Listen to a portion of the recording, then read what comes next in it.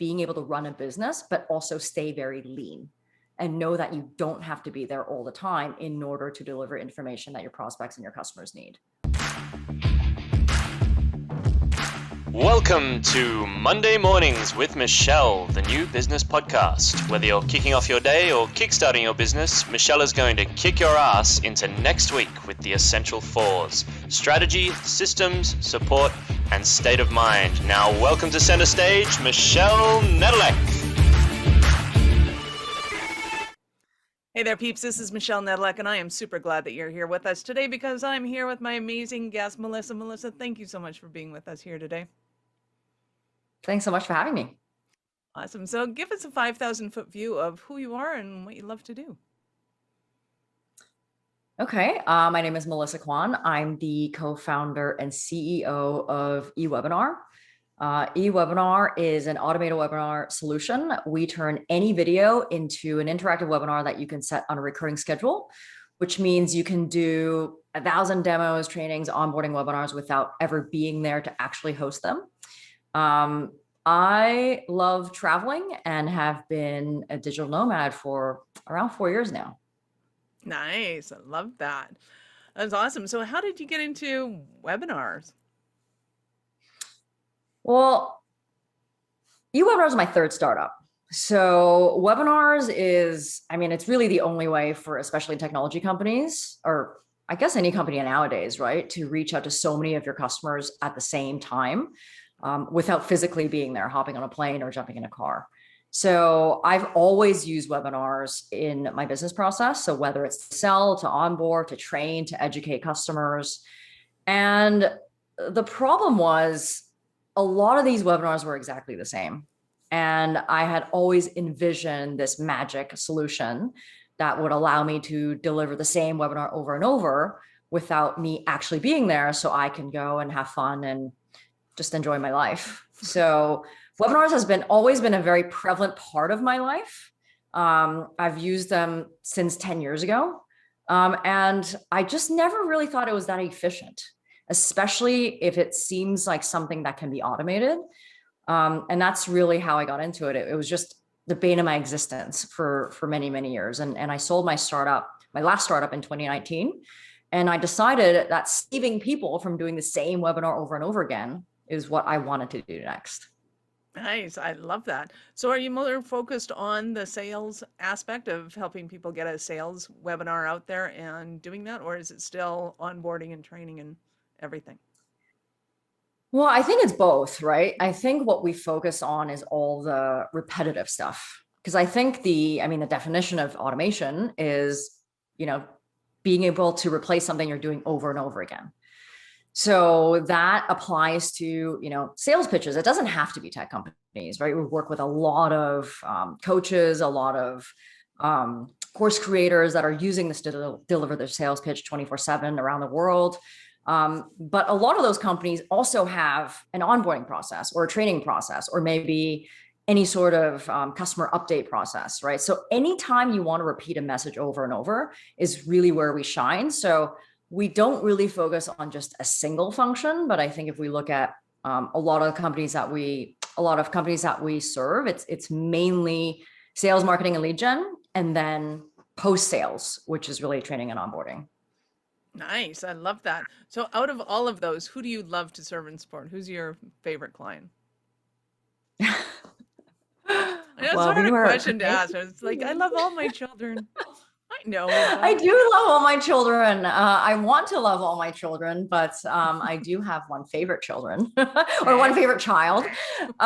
It's definitely trainers because it's really because of our business model. We price by the number of active webinars that you have. Once you publish a webinar, you can schedule it for as many times as you want. We don't have a limit as to how many times you run it. But as you can imagine, if you are in lead gen, you might have, 1 or 2 webinars. But if you're in training, you could have, 20 in the next month, right? So just from a business model perspective, yes, I think post sales, any sort of success role is better for us. But we are on a mission to change people's minds about how webinars can be run. which is you don't have to be there to run them.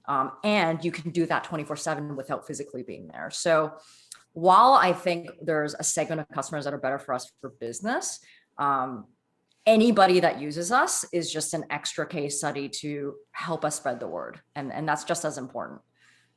Nice. I love that. Because when I was coaching, I used to tell people to find, the 40s. You got to find out what you can delegate. What do you have to delete? But it was also, what do you have to duplicate? Like, what are you doing over and over and over and over again that you could just have a video or a PDF and just give it to somebody, and Yeah. whether it's their onboarding or anything. So I'm loving this. You're preaching to the choir. Talk to me about kind of what it looks like when somebody comes and works with you. What kind of things do they have to have in place or have prepared for you, or like, where do you expect your clients to be? Yeah, I mean, our software is all self-serve, right? It's almost like a MailChimp. You come to the website. If this is something that resonates with you, you can sign up for a free trial. You have all the features accessible, but the one thing that you do need is a video. And nowadays, I think most people have a video.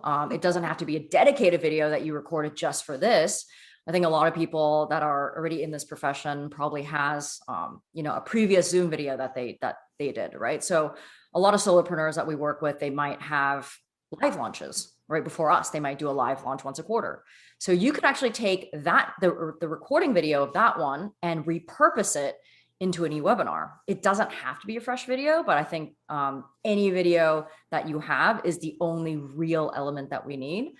But I would say that ideally you already have your ideal customer profile already defined. Like, you already know who you're selling to, because the most important thing when you automate a pitch, whether it's an onboarding pitch or a sales pitch, is you have a repeatable process that works for you.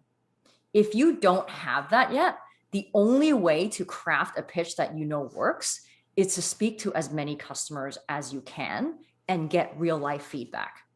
So I always tell people, like, don't automate anything or automate your pitch, automate your webinar until you know exactly what your customers' objections are, because unless you know that, you can't work that into your presentation.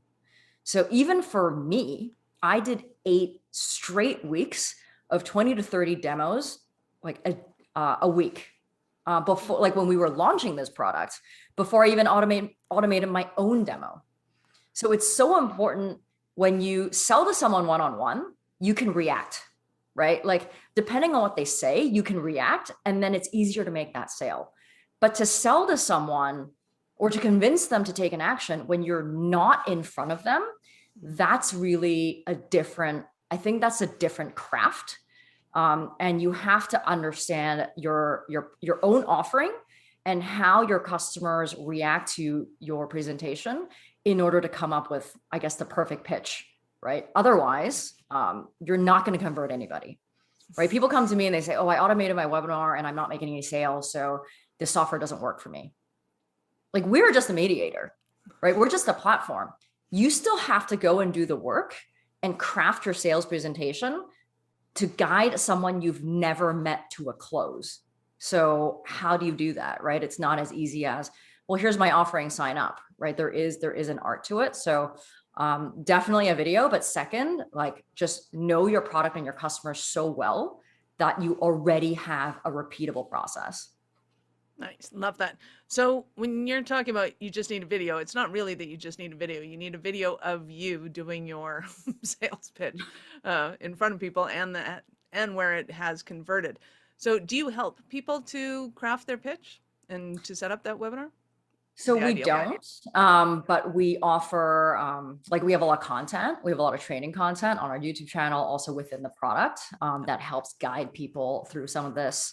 I also recommend a book called The Presentation Secrets of Steve Jobs. He did not write that book, Carmine Gallo did, but a lot of principles in there are super useful. Definitely recommend that. And then there are experts that we work with that we would refer if somebody needed help actually crafting their script, but we don't pretend to be the experts in that field. We're really just a software. Nice. Love it. So what does the software give somebody? What are the benefits of having it and using it? Well, the benefits is you never have to do the same webinar twice, right? Like for a lot of people that are listening to this and have webinars in their workflow, like this is a dream come true, right? To do one perfect video and launch it as a webinar, like with the registration page, with lead capture, with follow-ups, with notifications, but also be able to program things like polls, question tips, resources that are delivered through the eWebinar experience. So it's almost more interactive than a live webinar, right? Because it's automated, you can put all the bells and whistles into it that a typical Zoom does not have. So that's really the benefit, to be able to really clone and automate yourself. I think in business, we love to say, oh, I wish I could clone myself. Like, I think this is really as close as it gets. Like, but not only are you able to deliver the same thing over and over without being there, you're not losing the one-on-one communication that actually makes webinar so valuable, because within eWebinar, there's an asynchronous chat component. So people are always like, well, what if I automate it? What do people have a question? Right. So we've got we've got a very robust chat feature that's built in, where if people have a question, they type it to you through the chat. If you happen to be there, you can hop in to respond live. But if not, if you're sleeping, which sometimes that happens, and you respond when you wake up, they will get an email response. So it's almost like landing on any website, that little chat bubble that pops up. That's like, hey, Michelle, how can I help you? It's the exact same method of communication. So you don't have to be there to respond to every single question. People will get an auto response and you can respond later. And that's the feature that really allows you to run your business 24/7 without being there. And for a lot of entrepreneurs, I think that's so important, because you only have so many hours, your team only has so many hours, and you have limited resources, right? So I think that's one of the biggest benefits, is being able to run a business, but also stay very lean and know that you don't have to be there all the time in order to deliver information that your prospects and your customers need. Nice. Love that. So you'd mentioned there's polls and quizzes. So this isn't just, because I'm assuming somebody has they're doing their sales by webinar. They could, videotape that and go, hey, we have it offered and you can watch it now. You can watch it at 1:00. But what your software does is even better, because you're not just producing a video for people, you're creating this interactive video now. So now they can chat with you, now they can poll. I'm assuming you get the data from those polls, and somehow, they're having an experience of, wow, they're actually listening to me. This is because Yeah, I can tell when I go into a webinar and it's like, oh yeah, we're live. Hi Susie, hi Mike. And it's like, dude, you're not live. Like, I know you're not live. Yeah, and that's like, but that's the kind of practice that I'm so against. Like, it's so cringy. Like before us, I know there are other similar solutions out there, and they're almost built around the idea that they want to deceive the consumer. Like, consumers are so smart nowadays, and it takes so much to build up trust and credibility. You do not want to pretend that you're live when you're not. Like, exactly what you said, right? Like, oh, hey, Michelle, hey, Melissa, like, no, you're not there. Don't do that, right? We want to deliver an experience that is so elevated that it doesn't matter if, you are there, like video live or not, right? Because what matters to people is they get the information when they want it, at the moment that they want it. And they want the information to be beautiful and delivered nicely and compelling, right? It's not like, oh, if you're not there, then I don't want to watch it. Like, it's like the Netflix of webinars, right? We no longer require TV shows to be live. In fact, we don't want them to be live. no. We want to access them. We want to binge on them, right? We want to watch them on the weekends in bed, right? So it's the concept is really similar.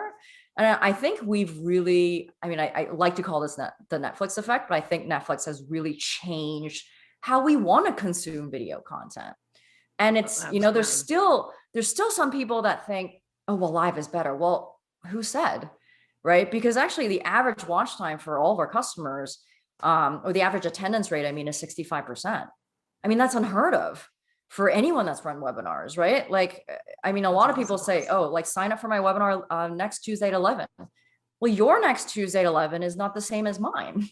Right. So I'm going to register for it and get the replay, but how many replays are in inboxes completely untouched, right? There's like a replay graveyard in every inbox. But we also wanted to deliver an experience that's almost like the interactive TV that never was, right? Like when the internet came out, people were like, oh, it's like interactive TV, but that never really happened, right? So when we were designing the experience, it was less like, oh, let's see what Zoom or GoToWebinar is doing. No, that's been done, right? How do we create an experience that makes people want to participate, that makes them want to play with something, right? But also by having those mechanisms, you're allowing the host to collect better data, right? Where did you find my webinar? Who referred you to us? All of those data points are collected over time. So you actually get better data the more you run it. It's not like a Zoom replay that's not hosted on YouTube or Wistia where there is no more poll that you can participate in. Right. So it's a fresh experience. That's, that it doesn't matter if you're watching it today or tomorrow, the experience is the exact same. And also there's no like, can you hear me? There's no connection issue. Am right? I muted? Yeah, like, or as someone that's watching it on their phone, like if you can watch, if you have strong enough connection to watch it on your device, if you have strong enough connection to watch a video, you can already watch an eWebinar. It doesn't take that much bandwidth because it's not a live video. Right. Nice. This is awesome. So give us an example of one of your client Cinderella stories. I mean, because freedom is my number one priority in life, like saying in the beginning that I have been a digital nomad for 4 years, like it just matters so much to me that I get to dictate my own time. That's the thing that keeps me going with our customers. And we have a lot of stories that are like, we save 125 hours a week because of you, blah, blah, blah. But those data points are not as exciting to me as once I got an email from someone that says, thank you so much for making this. I'm taking my first vacation in 1.5 years because of this. Wow. And that's the kind of thing that gets me going because it's an emotional thing, right? It's not even quantifiable, right? And I think a lot of people are, even when we're coming up with our language for our website, it's like, well, we help you get your time back so you can spend it on other things. But it's not about that, right? For me, it's about how about if we help you get your time back to do something that's fun or to spend more time with friends and family or to do nothing at all. I mean, that's pretty good. Well, Right? yeah, I can't tell you how many of our clients are like, I just want my business to run on autopilot so that I can make money and I can go to the beach. It's like, yeah. That's exactly, right? We have this obsession about like, let's get our time back and be more productive. It's like, I don't want to be more productive. I want to be less productive. And I conceptualized this product because it was infringing on my fun. I remember when I was nomading in my previous company, I was using, Zoom to run trainings and that was fine. It was what I needed to do, but I would be 4 a.m. in Japan and, it was a Saturday night or Sunday night and I have to go home because that was the only time that my customer was available so that I had to do this demo for them to, and I already did that yesterday, but it was infringing on me living my life. Right. And it wasn't like, a one-on-one call. I mean, those are still very special. And it doesn't mean that you have to give up the interactivity with your customers and the connection with your customers. In fact, automating what you can allows you to have more meaningful time on the things that cannot be automated.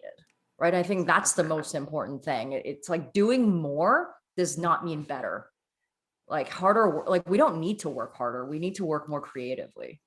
I love that. And as a business automation company, we're telling our clients that all the time. You don't lose that connection with your clients. You improve it because a computer is there 24/7 when they're available. So when they're doing their thing, they get the answers they need and want so that they can move forward with you. And then it allows you to do the thing that only a human can do, and that is to be creative. Like computers can't be creative. They can't come up. They can jostle things around, but that's not exactly creativity. And that's your mojo. I'm loving it. And you are totally preaching to the choir. So what are some of the stumbling blocks that somebody might be having right now, listening to this going, oh my God, Melissa, I need you so badly? The stumbling block, I would definitely say no holidays. I would say like the biggest obstacle for someone coming into our platform is like, they need to make the perfect video, right? I want to have the perfect asset, but like, I mean, you would know, you're an entrepreneur. I always say like, it's better to be 95% early than 100% late, right? Like nothing is perfect. And the only thing, like the only person that knows that is you. In fact, the reason why people love webinars more than produced videos is because it's authentic. Like it's you. It doesn't have to be shot by a studio, right? Like a webinar allows your prospects and your customers to meet the authentic you, right? Like you can stumble, you don't have to cut that out. Like you can say your ums and ahs, and it feels like you're having a conversation, right? You're not reading a script. And I always tell people, like, don't wait till your video is perfect before you launch your eWebinar. Take your replay, see how people react, see what questions they ask. And when you're ready, take that feedback and make a better one, and then make a better one and make a better one, because you can always improvise on that. It is so quick to launch your first eWebinar. You upload a video, you put some polls and questions and resources in it. You can publish that within the first 10 minutes. But then we have people that come in, I'm not kidding you, Michelle, it's been a year and a half and they have not put in their first video, but they want to keep paying us because they think by paying us, that motivates them to start. Like I even email these people and say, do you want to cancel your account? Because it just doesn't feel right. Because I know these people, right? We haven't been around for that long. And a lot of these guys are my friends, but they're like, no, this makes me feel like I have to do it. So just don't be a perfectionist. But I think that applies not just for eWebinar, right? Not just for coming onto our platform. I think that applies really for anything that you do in business. You cannot iterate and make it better unless you're willing to put it out there and see how people react to it. And then I think you'll be pleasantly surprised how little people will care about the things that you care about. I love that. And it's so true. That is awesome. So I know our listeners are going to want more from you. How do they start their journey with you? Yeah, so you can go to ewebinar.com/strategies, and you'll be able to get a demo of eWebinar, read a little bit more about it, and also connect with me on LinkedIn. Awesome. I love that. So before I let you go, I have to ask you, at what point in life did you know that you were a special kind of crazy enough to think that you could become an entrepreneur? I used to sell little origami cranes in elementary school because we immigrated from Hong Kong and origami was a really big thing in Asia. And we immigrated to Canada, and I would sell these little origami cranes that no one had ever seen before in grade 4. And I would sell them for like 25 cents, and then I would go buy popsicles. That's awesome. I mean, I never thought I was like crazy. I just thought, oh, cool, like free money. Yeah, exactly. Just go buy that. I need this. Yeah. But more recently, 10 years ago, I quit my last job at SAP, and thought, oh, I think I'll start a tech company, having no idea what a startup was, no idea what a tech company was. I thought I would just start one. And that's what happened. I would do it very differently looking back, but that was the craziest moment. I think I'll just do the hardest thing on the planet. That sounds awesome. Yeah. I didn't know that it was going to be, but that's 2 years later. I'm like, what was that? Like, why did I do that? That is awesome. I love that. So did you end up selling that company too? No, actually, this is my third. The first company morphed into my second. Okay. So the first and second company was really an 8-year journey. Mm-hmm. And I sold my second one. So I incorporated a second one, but it felt like one very long decade. I also know that feeling as well. That's been awesome. Melissa, you've been fabulous. Thank you so much for your time. I appreciate it immensely. Any last words for our peeps? I would say check out eWebinar. Check out ewebinar.com/strategies. I would love to hear from you. If you have any questions about use cases, what you can and can't automate, or if you just want to brainstorm some ideas, reach out to me on LinkedIn. I would love to hear from you. That sounds awesome. Thank you. This is Michelle Nedelec. Thank you for being with us here today. If you know anyone who'd make a great guest for the show, if you have a question or topic you'd like me to discuss, reach out to me at michelle@awarenessstrategies.com or connect with me on LinkedIn or Facebook. I'd love to hear from you. Thank you for listening to our show. I'm all about being a resource center for entrepreneurs to give them the information and the support that they need to make it in business. As such, the notes for this show can be found at our website at awarenessstrategies.com/blog. Be sure to subscribe, give us a rating. I like 5 stars personally, and share with your friends.